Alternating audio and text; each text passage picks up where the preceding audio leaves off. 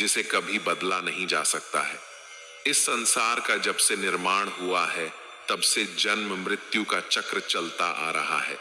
कोई मनुष्य चाहे लाख चीजें जान ले, चाहे वह पूरे जगत को जान ले, लेकिन अगर वह स्वयं को नहीं जानता तो वह अज्ञानी है। अगर कोई आपको ठुकरा दे तो बुरा मत मानना, क्योंकि वे वास्तव में आपकी कीमत नहीं जानते। जो रिश्ता हमें रुला दे उससे गहरा कोई रिश्ता नहीं, और जो रिश्ता हमें रोता हुआ छोड़ दे उससे कमजोर कोई रिश्ता नहीं।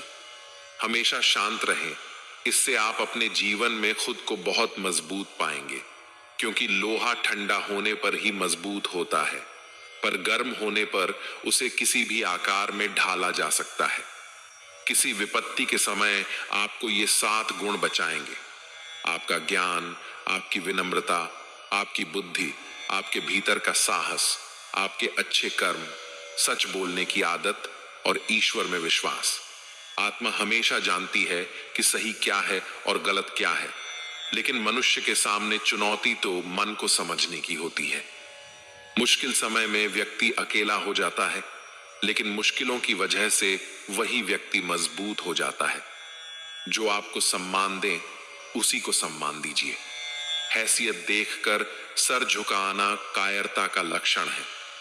हे अर्जुन, जो ना कभी हर्षित होता है, न किसी से द्वेष करता है, न शोक करता है, न कामना करता है, जो शुभ और अशुभ संपूर्ण कर्मों का त्यागी है, वह ज्ञानी मनुष्य मुझको अति प्रिय है। मुझे पाने के 3 तरीके हैं: ध्यान योग, ज्ञान योग और कर्म योग, और इन सब में कर्म योग सबसे प्रधान है। भागवत गीता में श्री कृष्ण बताते हैं कि पृथ्वी पर जिस प्रकार मौसम का बदलाव होता रहता है, उसी प्रकार हमारे जीवन में भी सुख दुख आते रहते हैं। इनसे हमें विचलित नहीं होना चाहिए। हे अर्जुन, समय से पहले और भाग्य से अधिक किसी को कुछ नहीं मिलता।